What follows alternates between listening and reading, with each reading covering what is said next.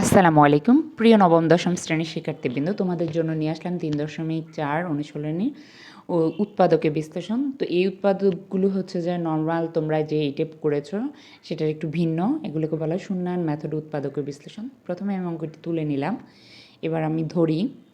এই ধরনের অঙ্কে প্রথমে তোমাকে দেখতে হবে এই রাশিটি কোন মানের জন্য শূন্য হয়। তাই আমরা এটাকে একটা ফাংশনে ধরে নিলাম, f(a) = 3a³ + 2a প্লাস হচ্ছে 5।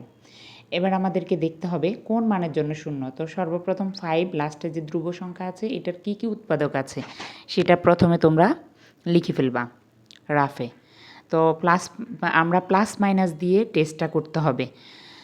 সর্বপ্রথম আমরা এইখানে +1 -1 +5 -5 দিয়ে টেস্ট করে দেখতে হবে কোন মানের জন্য 0। তো মূলত এটা হচ্ছে -1-এর জন্য শূন্য। তো মানগুলো আমি বসিয়ে দিলাম। বসিয়ে দেওয়ার পর হচ্ছে ভেঙে দিব আমরা। -1-এর উপর হচ্ছে বিজোড় সংখ্যা, তার মানে মাইনাস থাকবে। এগুলো তোমরা ছোটোখাটো এই ধরনের ভাঙানো তোমরা নিশ্চয়ই জানো। প্লাসে মাইনাসে মাইনাস, 2 + 5। তো আমরা -5 + 5 হলো, তার মানে 0 হলো। তো এইটার মূল কাজই হচ্ছে যে এই উৎপাদকটা কোন মানের জন্য শূন্য হয় সেটাই হবে তার হচ্ছে উৎপাদক। তো এখানে হচ্ছে দেখা এর মান -1। তো মাইনাসের সূত্রটা হচ্ছে মাইনাসের উৎপাদকটা হইতে গেলে তাহলে -1 বসিলে মাইনাসে মাইনাসে হচ্ছে +1, তার মানে a+1টা হচ্ছে f(a) এর একটি উৎপাদক। এখন এখানে যদি 1 বসাতাম তাহলে লিখতাম a-1 হচ্ছে f(a) এর একটি উৎপাদক। তো এতক্ষণ পর্যন্ত যে অংশটুকু আমি করেছি এইটুকু অংশ না করলেও চলতো। মূল উৎপাদকের অংশটুকু কিন্তু শুরু হয়েছে এখান থেকে। তাই উপরের অংশটুকু যদি তুমি বাদও দাও তাতেও কোনো সমস্যা নেই, কিন্তু নিচের অংশটা হচ্ছে উৎপাদকের মূল বিশ্লেষণটা। তো যেটা আমরা পেয়েছি একটি উৎপাদক, সেটাকে আমরা ফাঁকা ফাঁকা করে 3 বার লিখে দেব, কারণ এখানে সর্বোচ্চ পাওয়ার কিউব আছে সেজন্য।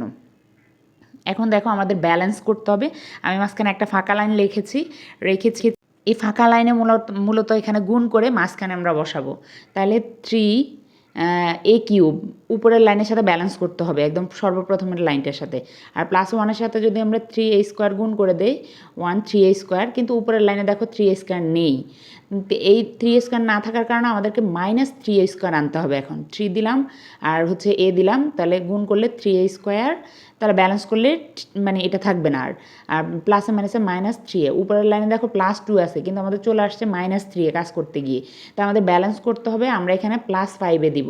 তাহলে 5a, তার 5a থেকে 3a গুণ করলে ওই যে ব্যালেন্সটা 2a রয়ে গেল।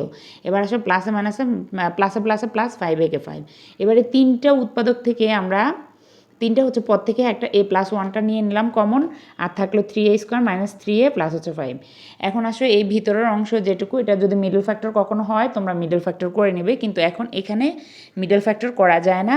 তাই হচ্ছে এখানেই সমাপ্তি অঙ্কটার। তো ধন্যবাদ সবাইকে।